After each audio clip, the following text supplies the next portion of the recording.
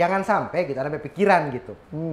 Atau mungkin hanya karena ingin mengangkat suara seorang tokoh gitu yang ada di sini biar Orang yang bisa membuat gagasan, orang yang punya ide, orang yang mampu bicara, itu dia nggak mampu untuk bekerja, berbuat.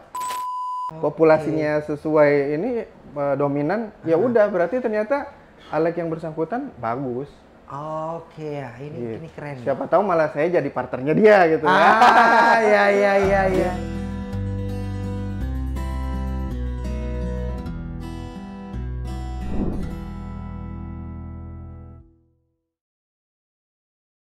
Akhirnya ada dari partai PKS yang masuk di politik, guys. Jadi dari kemarin-kemarin hanya Gerindra, hanya Golkar, baru ada satu juga dari Demokrat, tapi itu pun ke take down. Akhirnya ada dari PKS, Afif Pratama Putra. Apa kabar, brother? Baik, Kak. So, Bro Afif ini baru habis lahiran, istrinya baru habis lahiran, anak kedua ya. Alhamdulillah. Makasih, Kak. Oke.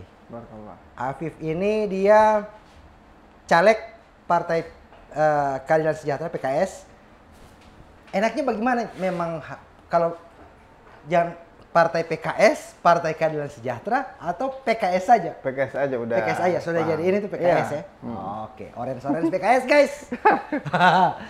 Dapil Bone Bolango. Dapil Tapa Bulango untuk Kabupaten Bone Bolango. Kabupaten Bone Bolango ya. Dan Tapa dan Bulango CS lah ya. Nomor CS ya. Nomor urut 4 ya. Yeah. Oke.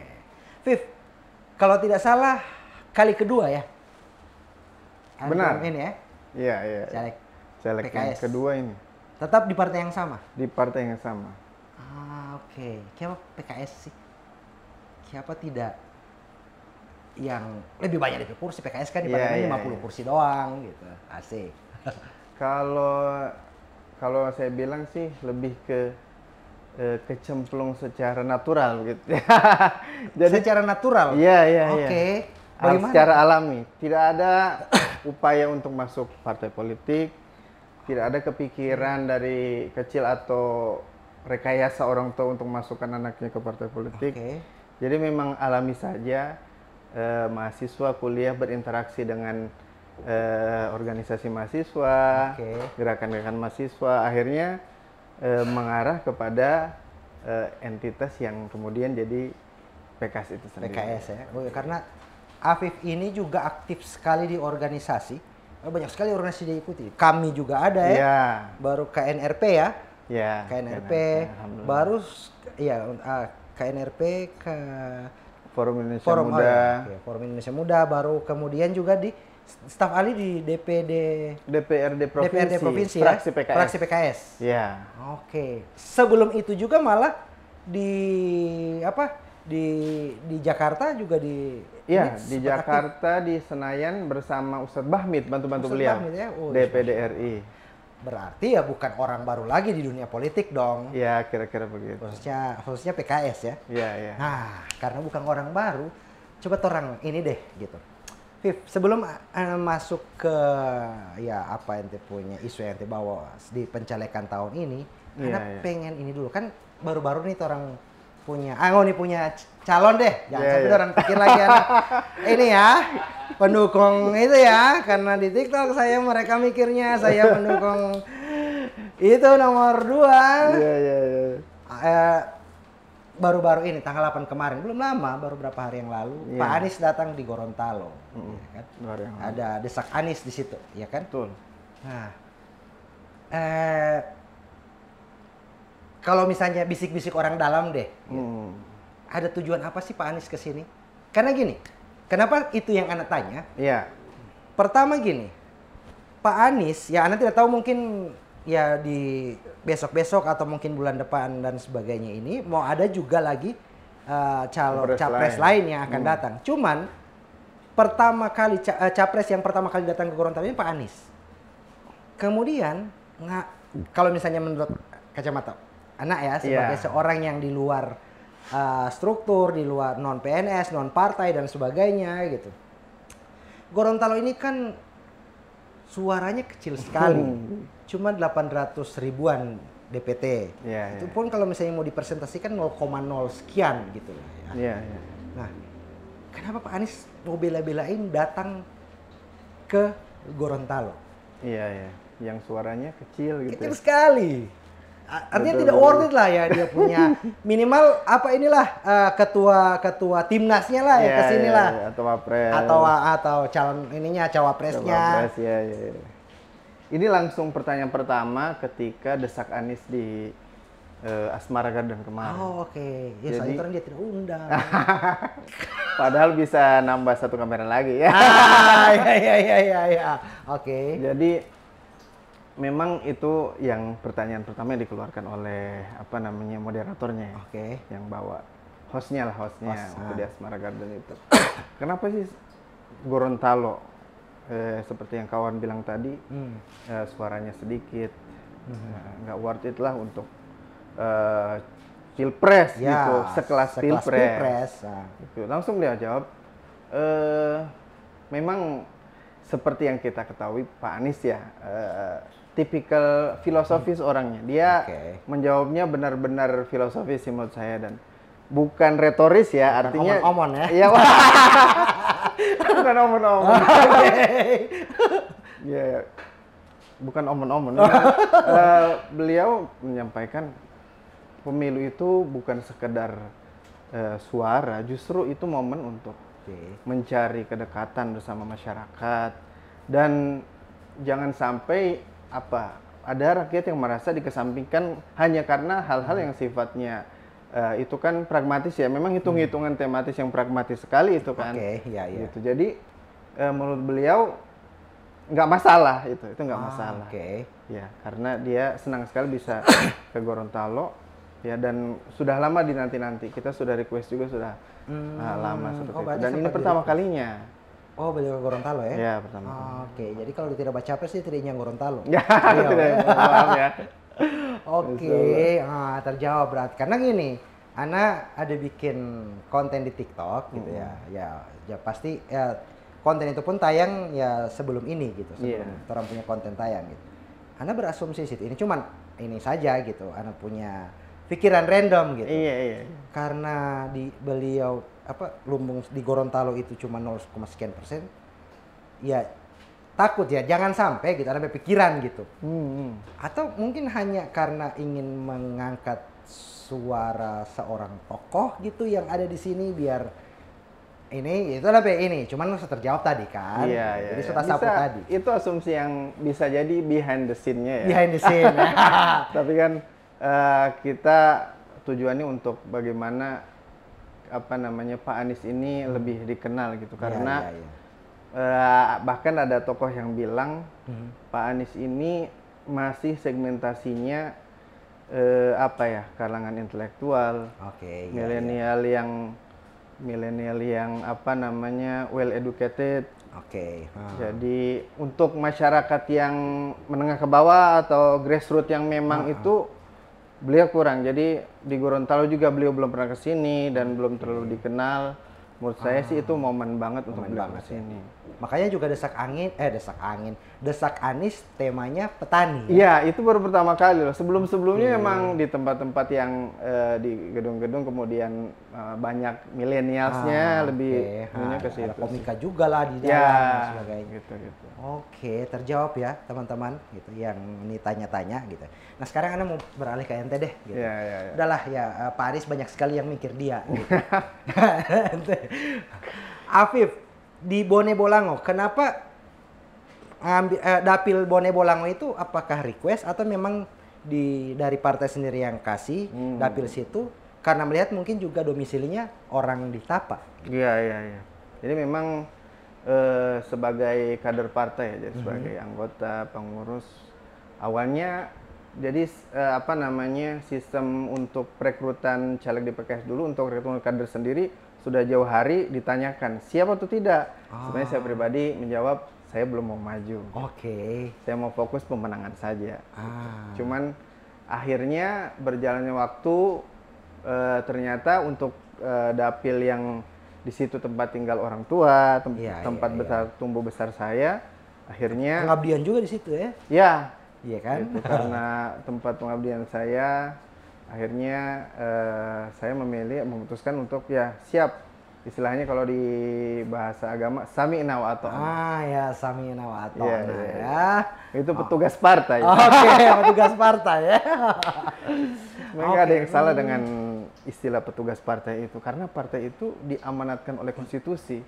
Betul. Cuman tinggal kita lihat saja namanya masing-masing itu circle-nya, backing-annya atau apalah di dalam memang bisa diartikan. Susah ya.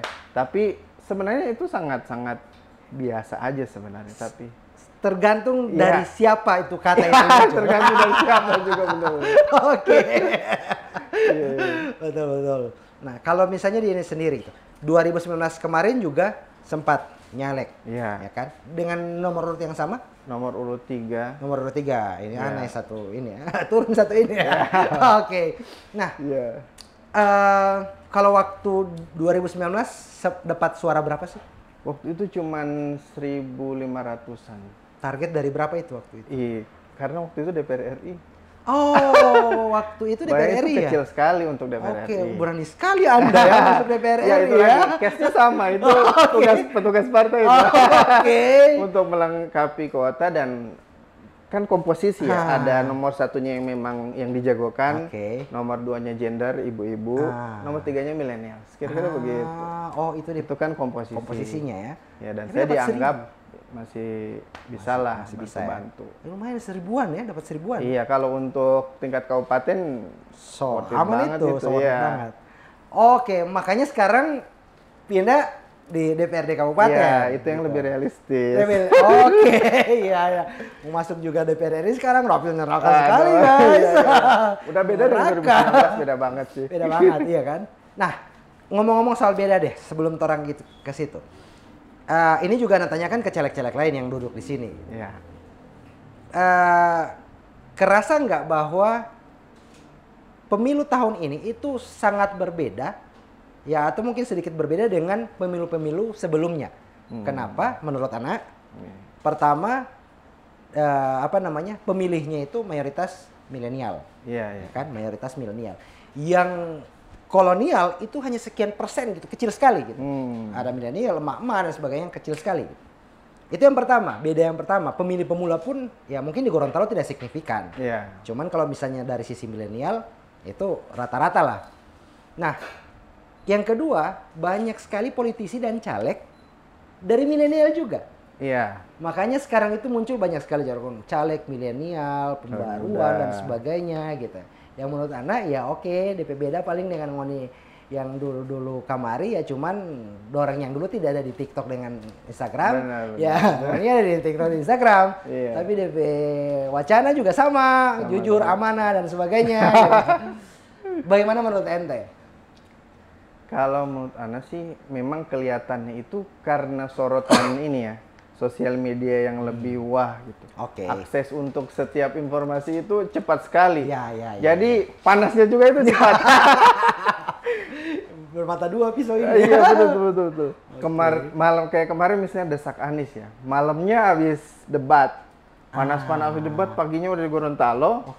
Jadi yang muncul pas desak Anies kuat-kuat yang di debat gitu.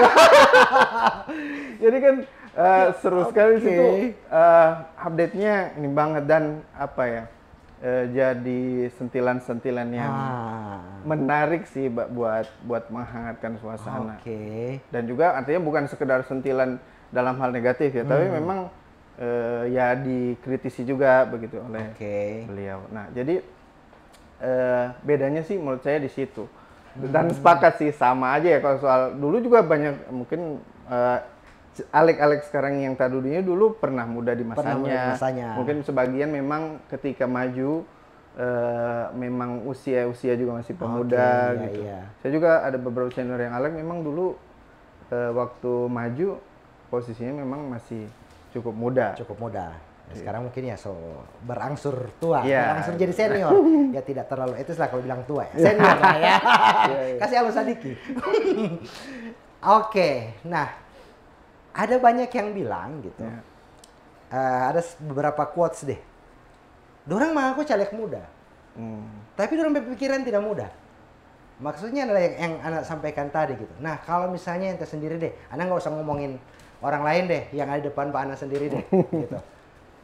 NTP jargon itu kan Energi muda Bone Bolango ya Yeah, kan, yeah. ada DP muda lagi ya.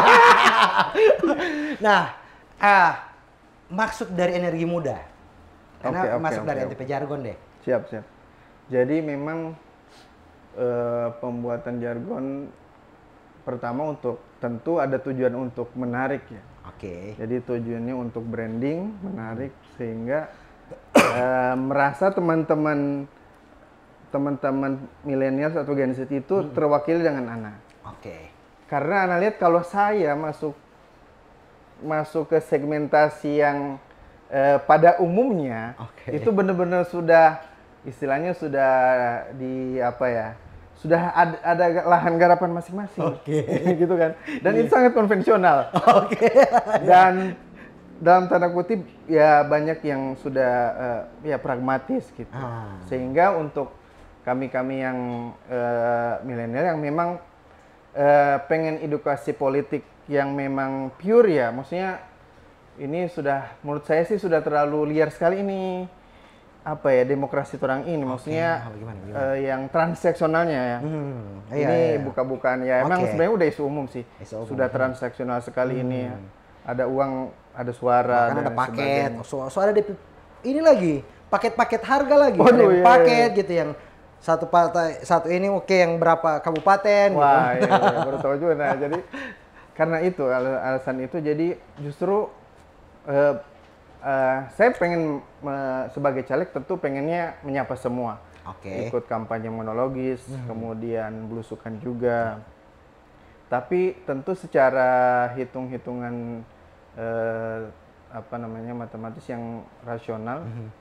Ya ada orang-orang yang memang garapan menurut saya yang seide dengan saya dan yang mungkin belum tergarap oleh yang lain atau mungkin baru sedikit tergarap. Nah, Swing itu yang voters lah ya. Swing voters yang rasional juga gitu. Pemilih pemula. Iya, bisa jadi justru kalau fokus ke situ malah suaranya bisa maksimal daripada yang ceruk yang udah umumnya itu terus diobok rame-rame gitu ya, dipancing rame-rame. Tapi yang ini mungkin belum digarap maksimal. Nah, itu yang goros-goros DP ikan di situ. Kira-kira gitu. Artinya kita pengen edukasi politik. Ya, artinya ya bisa dibilang ya low cost bagi kita yang mungkin ya memang tidak punya finansial yang kuat dan punya memang persiapan dari jauh hari untuk turun sebagai caleg begitu. Karena mau serius atau tidak ya berpolitik atau pileg ini memang ternyata ada kosnya juga. Mau sedikit atau banyak, mau serius atau tidak, pasti akan ada yang dikeluarkan. Pasti ada kosnya. Ada kosnya. Nah, kalau Afif sendiri mempersiapkan kos seberapa deh, range-nya deh gitu. Ada mempersiapkan memang khusus gitu. Misalnya ngobrol dengan istri Bun atau Mi, ini Ana siapkan kos gini ini untuk proses Ana pencalekan atau ngalir begitu saja gitu. Iya. Jadi berhubung memang awalnya bukan sebagai 01 ya atau sebagai caleg yang jadi target utama gitu. Ya memang akhirnya berjalan dengan natural juga begitu. Tidak ada karena juga memang awalnya itu tadi ya disampaikan tadi saya belum mau lagi untuk caleg. Cuman karena diperintahkan siap. Jadi ketika akhirnya harus bergerak total ya artinya dari Ibu Bendahara Negara gitu ya. Ibu Bendahara terus kemudian ya juga dari banyak orang yang bantu alhamdulillah. Donatur. Jadi tetap pasti kos politik pasti ada gitu itu. Ya. Cuman memang diukur ya berarti ya. Iya. Terukur ya. Terukur. Nah, cuman ini yang ada satu kesamaan, Viv. Iya. Dari semua caleg muda yang duduk di sini gitu. Itu di masalah kos itu dia itu sama dengan jawaban yang sama. Ini diskusi oke sampai jawaban bagi semua. Berarti itu emang apa namanya? Mungkin jadi ini kan tipikalnya Gen Z dan Gen Z, milenial ya. juga ya. Cuman jadi menarik adalah berarti bayangkan, Anda membayangkan gini, dengan visi seperti itu, dengan plan seperti itu, low cost tanpa money politik dan sebagainya, Iya, cost iya. politik tetap ada tapi money politik no gitu. Iya, iya. Dan itu semua rata-rata caleg muda seperti itu dan banyak yang tak duduk berubah pola politik, pola pemilu mungkin di tahun-tahun ke depan akan berubah seperti itu juga. Iya, kayaknya bagus sekali itu ketika itu terjadi ya. Jadi memang kelihatannya agak sulit. Sudah sangat mengakar sekali ini. Iya. Setiap sampai muka salah. Betul. Misalnya Paradoks kan? Paradoks. Misalnya mana duluan telur atau ayam. Ya, sama ini. Jadi bingung juga ini mau dimulai dari mana. Tapi dengan adanya apa namanya generasi muda atau mungkin ya caleg-caleg yang senior yang dengan gagasan yang sama, walaupun sulit gitu ya kelihatannya, ya Bismillah aja gitu. Sama seperti juga misalnya apa namanya capresnya kita paslon 01 itu keluar dengan gagasan, dengan ide, dan itu jadi bahan olok-olok juga sebenarnya gitu ya. Iya. Karena jual omon-omon. Oke. Ya, sebenarnya saya juga mengkritisi ini ya, maksudnya ini jadi penggiringan opini yang kurang bagus ya. Artinya ini bukan soal ke pilpres, dari paslon satu ke paslon lain, tapi misalnya begini, ada penilaian bahwasannya orang yang bisa membuat gagasan, orang yang punya ide, orang yang mampu bicara, itu dia nggak mampu untuk berbuat. Padahal tidak seperti itu. Padahal tidak seperti itu, dua hal yang variabel yang berbeda gitu. Justru dua-duanya saling melengkapi. Kalau ada dua-duanya di dalam satu orang, keren banget. Dan itu kita pengennya seperti itu. Ini penggiringan opini yang luar biasa ini, benar-benar. Untuk dibuat ya memang dalam hal ini momen ini untuk menyerang ke salah satu paslon. Dan itu 01 gitu. Padahal tidak seperti itu. Itu selalu berapa kali saya sampaikan kalau saya kampanye, kalau saya turun masyarakat. Itu dua hal yang berbeda. Ya, apa namanya? Sama kayak ini juga kalau begitu. Sama kayak caleg muda gitu. Ya, yang sekarang yang bisa dibicarakan ya gagasan karena ya kalau misalnya mau lihat caleg-caleg muda atau yang mau bekerja, ya kasih mereka kesempatan. Iya, betul. Betul ya? Betul. Nah, ini boleh bolango, apa boleh bolang ulu gitu. Kasih kesempatan Afif untuk bekerja. Siap. Nah, ngomong-ngomong soal itu, gagasan apa yang ente bawa? Isu apa sih yang ente bawa di Tapa dan Bolango Ulu CS sih, yang ente bawa saat ini di situ? Dalam hal ini saya maju sebagai calon anggota legislatif, sebenarnya yang tidak ada program khusus, karena itu mungkin bagi saya itu adalah ranahnya eksekutif maksudnya. Program ini, program itu, gitu. Jadi sebenarnya saya lebih menjual atau lebih menekankan ketika saya kampanye, begini loh tugas anggota legislatif itu, kelihatan normatif memang, tapi ya harusnya seperti itu. Dan kan kalau ada caleg yang misalnya ya ini yang jalan, ya itu yang sering diulang-ulang kan ya, sering muncul misalnya bajan dibikin jalan gitu, jembatan dan sebagainya, infrastruktur. Ya itu sebenarnya bukan janji, harusnya bukan janji politik seorang caleg atau legislatif gitu kan, itu ranahnya eksekutif. Gitu. Dan saya menekankan itu, dan saya bilang poinnya adalah pemilu ini 5 tahun sekali. Kenapa dibikin 5 tahun sekali? Supaya kita bisa menilai orang-orang yang memang tidak menjalankan tugas dengan baik, tidak amanah gitu. Kalau ada orang yang baik, caleg yang petahana yang menjalankan tugas dengan baik, ya silakan bisa pilih kembali. Dan saya menemukan itu di lapangan. Oh, banyak juga memang caleg yang dinilai dekat dengan masyarakat dan mereka puas dan sangat mengapresiasi kinerjanya, sehingga mereka jadi loyalis yang luar biasa. Maka saya tidak keluar itu juga kan. Oh, silakan Bapak dengan pilihan yang itu, dan itu demokrasi banget gitu. Iya. Ada kepuasan antara pemilih dengan yang dipilih, ya sudah seperti itu seharusnya, sehingga dia layak untuk dipilih terus gitu. Ya udah nggak apa-apa. Makanya saya kalau misalnya ada ketemu orang yang pilihannya berbeda, oh silakan Pak, saya juga kenal, oh dia bagus gitu. Misalnya saya kenal Alek yang bersangkutan yang disebutkan, oh gak apa-apa Pak, silakan bagus. Beliau memang menjalankan tugasnya, misalnya bawa pokir dan lain sebagainya. Even tidak dari partai yang sama dengan Afif? Iya, tidak di partai saya misalnya. Nggak apa-apa gitu. Siapa tahu misalnya, siapa tahu tak duduk sama-sama. Atau juga kan caleg lain, tiba-tiba ketemu konstituen, mohon maaf Pak, kalau saya provinsi dengan yang sama dengan Bapak, tapi kalau kabupaten, mohon maaf Pak, soal pilihan. Terus saya bilang, ya udah, insya Allah tak duduk sama-sama. Artinya tidak dijadikan kompetitor kan? Iya. Ya memang kompetitor, tapi siapa tahu tak duduk sama-sama. Kira-kira begitu. Dibawa asik saja gitu kan. Menarik ini, menarik. Ada satu hal yang Anda bisa highlight di sini teman-teman. Caleg biasanya itu adalah bagaimana dia membawa isu bahwa bagaimana masyarakat harus pilih dia. Iya. Tapi seorang Afif dia punya ini gitu. Artinya berarti menurunkan ego. Iya. Dan mengambil simpati sebenarnya. Mengambil simpati. Siapa tahu berubah pikiran.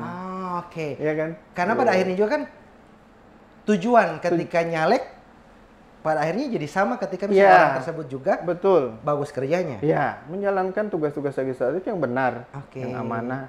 Endingnya juga untuk masyarakat. Betul. Ya kalau banyak yang puas, dan hitungannya itu banyak gitu loh, bukan 1-2 orang gitu. Populasinya sesuai ini dominan, ya udah berarti ternyata Alek yang bersangkutan bagus. Ini keren. Siapa tahu malah saya jadi partnernya dia gitu. Gitu. Pada akhirnya berpartner. Yang perlu diserang memang yang justru tidak aman. Bahkan saya maju sebagai anak muda, ya saya kasih contoh misalnya anak muda ini idealis, pengen punya gagasan dan sebagainya, ide, pengen maju dengan harapan-harapan. Ternyata ada contoh-contoh juga maju sebagai anak muda, tapi kemudian misalnya tidak menjalankan tugas dengan baik. Saya ambil contoh-contoh itu. Jadi itu yang perlu diganti, itu yang perlu kita Bapak Ibu konstituen evaluasi. Ya, ternyata ketika kampanye dulu begini ternyata tidak menjalankan aspirasi. Ya sudah, berarti saatnya mengganti pilihan. Karena 5 tahun yang lalu cukuplah waktunya untuk menilai. Sangat cukup. Nah sekarang gini, seandainya ini sempat cerita tentang si Afifnya. Seandainya terpilih, apa yang mau dilakukan duluan ketika misalnya setelah dilantik? Yang pertama tentu karena saya caleg BPJS istilahnya. Caleg BPJS. Jadi saya akan kayaknya semua caleg milenial bilang begitu. Caleg BPJS. Karena udah template ya. Tapi ada satu sih yang tapi sudah take down. Lanjut. Jadi saya ingin berterima kasih kepada orang-orang yang tentu menurut saya jadi tentu pasti akan langsung ada program-program memang untuk menyapa langsung mereka, berterima kasih mereka, itu akan dilakukan langsung. Apalagi kalau di DPRD kan ada reses dan sebagainya. Justru misalnya banyak petahana, atau bukan banyak sih, maksudnya ada saja petahana yang ternyata tidak memanfaatkan fasilitas yang diberikan oleh negara untuk merawat konstituen. Itu kan sebenarnya merawat konstituen. Reses, pokir dan aspirasi dan sebagainya. Kalau di pusat sampai banyak banget ya, sampai ada sosialisasi 4 pilar. Saya pernah 2 kali sebagai staf ahli, yang satu di DPD RI, kemudian yang satu di DPRD provinsi di fraksi PKS. Saya cuma dengar-dengar gitu ya, tidak pernah melihat langsung. Misalnya ada isu-isu Alek ini tidak menjalankan reses, tapi laporannya ada misalnya. Ya, jadi kayak gitu-gitu, artinya tidak menjalankan tugas tapi ini, itu ternyata maksudnya sayang sekali diberikan fasilitas oleh negara untuk ya itu memang haknya mereka, tapi melalui Alek, dan itu juga ada timbal baliknya untuk Alek tersebut. Itu untuk mempertahankan suara dia, merawat konstituen, tapi kenapa tidak dilakukan? Dilakukan. Sayang sekali itu. Bahkan pernah ada, sorry Ana potong. Iya. Bahkan pernah ada di situ tadi itu yang reses-reses. Bahkan Pak Adhan waktu itu kemarin itu sempat juga podcast tapi bukan di program ini. Beliau sempat bilang bahwa pernah satu waktu beliau turun gitu untuk reses, disuruh bawa baju 2. Kenapa tuh? Jadi habis itu satu tempat oke dengan baju yang satu, di tempat lain lagi dengan baju yang satu. Tapi sehari doang. Oke. Kemudian laporannya jadi 2 hari gitu. Wih. Bisa jadi seperti itu. Gitu. Oh. Ini kata Pak Adhan, kalau teman-teman ini ada videonya. Iya. Di-upload. Wah, Videonya ini masih ada. valid cek ini dong. A1 ini dari orangnya. Dari orangnya langsung. Saya kan cuma denger. Mana bantah jadi Pak Adhan. Itu dia. Ya. Jadi memang berarti itu yang di ini ya, yang iya, dilakukan. jadi karena saya istilahnya tidak bisa memberi di awal, tidak punya untuk mengapresiasi di awal. Jadi justru ketika dulu justru harus berusaha untuk mengapresiasi mereka dengan fasilitas yang ada. Oke. Begitu. Nah, dari beberapa fasilitas yang didapat oleh anggota legislatif yang make sense, yang bisa menyentuh langsung ke masyarakat, yang mungkin jadi berfungsi ada di ranah eksekutif, tapi itu kewenangannya dari legislatif, di pokir itu. Pokir. Nah, misalnya itu pokirnya Afif deh. Oke. Ini Kak, jadi yang paling sederhana menurut saya pikiran yang bisa langsung itu biasanya UMKM dan apalagi milenial dan Gen Z ini kan sudah mulai banyak yang berwirausaha. Iya, gitu. Misalnya sederhana misalnya bikin kedai kopi dan sebagainya. Dan saya sendiri merasakan Gorontalo ini kurang co-working space ya. Ya, sepakat. Bukan kurang, tidak ada.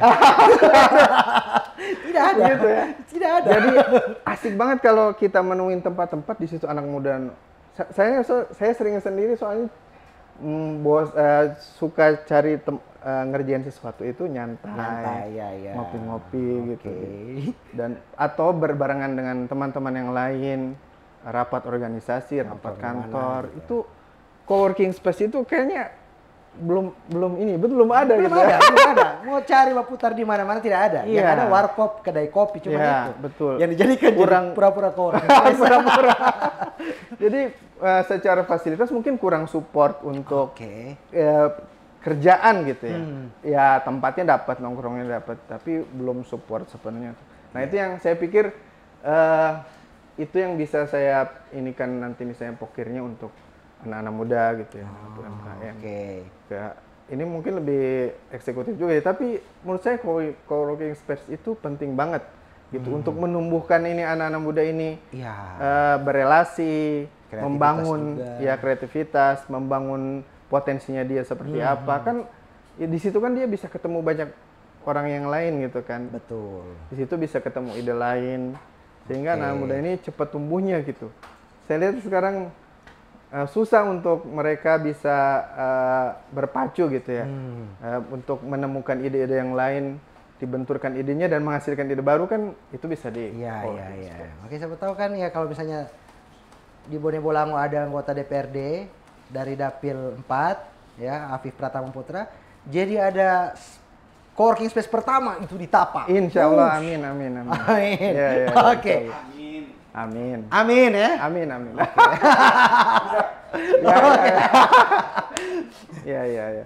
Ya.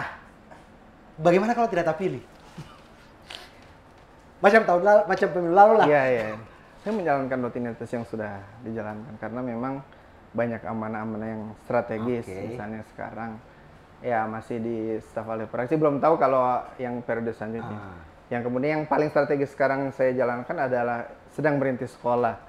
Dan saya ibarat insan kamil ya. Ya sekalian promosi karena PPDB ya. Gas. Sudah PPDB ya. Jadi di Kabila, jadi karena baru 4 tahun, jadi saya termasuk pendiri dan sekarang pengurus yayasannya dan termasuk think tank lah di situ sehingga di Insan Kamil. Sebenarnya agak berat juga ini, maksudnya tidak juga berpotensi dulu nih paling maksudnya karena mau jadi nih gitu kan. Tapi kalau saya tak duduk baru, maksudnya bukan berarti saya membesarkan diri atau saya penting atau tidak, tapi menurut saya harus ada yang diselesaikan amanahnya di situ. Gitu. Dan itu kalau memang tidak ini, ya saya harus totalitas saya tetap totalitas. Oke, tetap totalitas itu. Kalau misalnya terpilih berarti meninggalkan itu.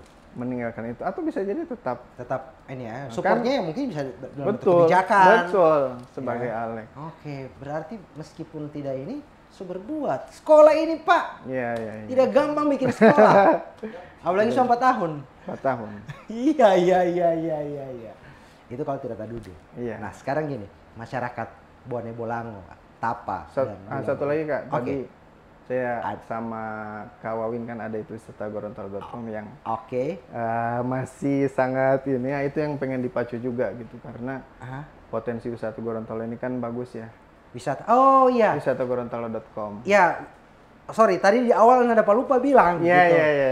Afif ini adalah salah satu co-founder Iya.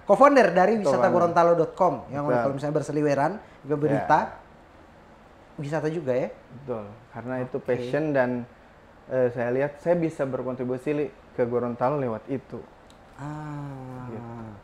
Kasih datang, apalagi dengan networking yang juga tidak apa namanya, tidak sedikit juga pengalaman yang dapat waktu di staf ahli di Senayan, otomatis banyak networking ya. Meskipun di DPD yang katanya itu kalau misalnya di Senayan itu DPD itu yang tidak ada ini sama sekali gitu ya kan. Betul. Tidak ada sama sekali katanya. Wewenangnya kecil sekali gitu, cuma hanya pemilihan MPR RI itu baru besar dia punya suara karena satu fraksi semuanya. Iya. Tapi setidaknya kan jaringan terbentuk dari lintas partai dan sebagainya. Iya. Itu bisa dibawa ke Gorontalo. Jadi investor di sini. Atau misalnya keluarga mereka mau liburan ke sini. Betul sekali. Gitu. Kenapa ini semua, Viv, tidak dibawa isunya ini, narasinya ini tidak dibawa Pak Ente punya slogan, jargon tadi. Gitu. Karena itu sangat segmentasi kecil, kayak segmented banget ya. Oke. Makanya ada cara-cara khusus untuk menggapai segmen tertentu itu lewat ya seperti ini ya podcast alhamdulillah sekali bisa masuk di kesempatan. Ya Allah, tidak terduga sekali. Terima kasih banyak untuk apa gunanya keluarga kalau yang penting bukan ordal ya. Bukan. Tetapi ini karena bukan anak yang panggil. Iya. Anak kaget, jujur. Oh, kaget iya, anak. iya, kaget. Ada dari tim itu bilang, Pak Afif, Teh Afif, oke, gitu. Allah. Berarti bukan ordal ini. Bukan ordal ini. Masya Allah. Jadi lewat hal yang seperti ini, saya sudah misalnya menghubungi salah satu influencer atau maksudnya tokoh pemuda yang baru-baru meledak di IG atau di sosmed. Ya. Saya undang beliau untuk saya DM. Salam kenal, saya Afif, saya caleg muda di Bone Bolango, Dapil Tapa. Saya pengen kampanye yang kreatif untuk segmentasi anak muda supaya mereka juga dapat pendidikan politik. Saya mau undang untuk IG live bareng sama saya. Oh siap Kak, Masya Allah bagus, Insya Allah semoga sukses. Nanti saya inikan waktunya. Jadi baru sudah live? Belum. Kapan jadwalnya? Belum tahu. Belum tahu ya? Itu masih proses. Oke. Nah, jadi nanti kami tunggu. Ya, itu jadi salah satu cara saya.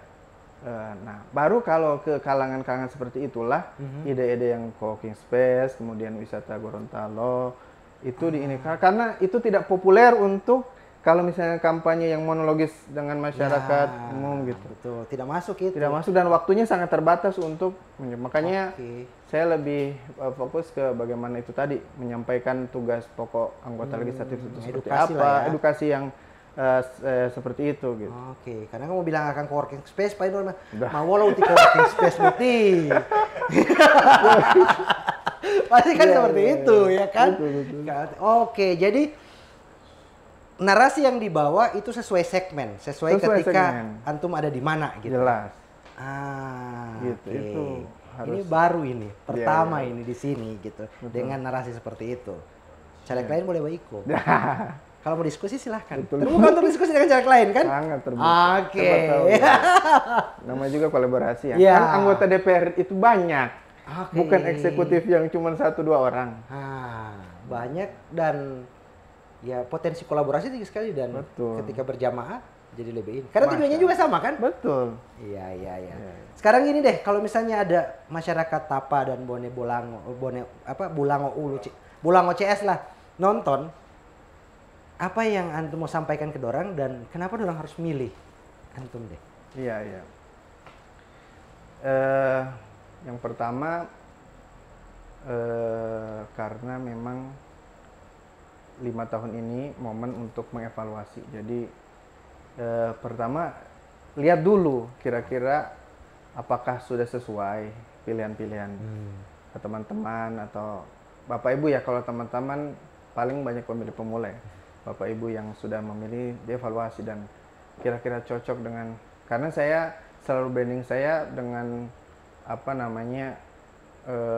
pengalaman saya begitu. CV atau profile itu menurut saya cukup worth it lah untuk dalam hal ini level DPRD Bone Bolango gitu. Mendapatkan kesempatan untuk Iya, seperti itu dengan pengalaman yang pernah dimiliki dan jejaring yang saat ini saya miliki, sehingga itu modal yang menurut saya cukup pantas untuk jadi bahan gitu ya, untuk jadi dasar untuk bisa memilih seseorang, bukan hanya saya gitu, jadi seseorang ya. Makanya bagi saya menampilkan, mungkin banyak caleg yang udahlah nggak penting banget ya nampilkan profile riwayat gitu, kerja apa, organisasi apa, tapi bagi saya itu justru salah satu bentuk untuk pertama membuktikan kinerja. Rekam jejak. Kan ya, rekam jejak, betul. Rekam jejak, kinerja, karena kita belum dinilai kinerjanya di DPR, maka nilailah kinerja kami di tempat yang lain yang sudah tempat mengabdi kami sebelumnya. Gitu kan? Nah, itu bisa dinilai di situ. Nah, jadi dengan adanya profile itu juga kita bisa istilahnya banyak segmen-segmen tadi itu nempelnya masing-masing gitu. Ditampilin ini, merasa itu ada, jadi konstituen ini akan mengidentifikasikan diri sesuai dengan segmen. Misalnya tadi wisata.gorontalo.com, co-founder wisata.gorontalo.com. Wah, teman-teman yang merintis pegiat wisata, perintis tempat wisata, atau suka hobi traveling aja minimal. Itu pasti akan mengidentifikasikan diri, cocok nih. Mengasosiasikan diri dengan, wah ini gue banget gitu kan. Saya banget nih. Keren-keren ini. Sama dengan ketika berpromosi bisnis, promosi produk. Jadi angle promosi itu sesuai target market. Nah keren. Apalagi gitu teman-teman. Afif ini adalah sekjen Ikatan Keluarga IKPH ya. Hubulo ya. Sekjen Ikatan Alumni Keluarga Besar Hubulo gitu. Ya, mau validasi apapun yang misalnya Afif sudah lakukan gitu di organisasinya, validasilah ke alumni Hubulo. Iya, Masya Allah. Mereka pasti pasti mereka kenal lah siapa Afif. Masya Allah. Oke, teman-teman semua, masyarakat Gorontalo yang nonton hari ini, jangan lupa ada 3 poin yang ingin saya sampaikan untuk menutup sesi kita hari ini gitu yang dari obrolan kita dengan Afif tadi. Yang pertama, jangan lupa kalau misalnya Anda ada di Tapa atau Bulango Ulu gitu. Lihat rekam jejak Afif dan kalau misalnya sesuai dengan harapan Anda, coblos dia di nomor 4 di PKS. Siap. Oke. Yang kedua, jangan lupa untuk akses wisata.gorontalo.com ya. Karena Anda juga NTP founder titip akan kamari musuh. Yang ketiga gitu, kalau misalnya Anda punya anak-anak yang mau mendaftar sekolah, daftar di mana, Pip? Insan Kamil di Kabila. Oke, thank you guys teman-teman semua. Terima kasih Pip untuk ininya. 0435. Sip. ID. Sampai ketemu di tamu-tamu selanjutnya. Terima kasih.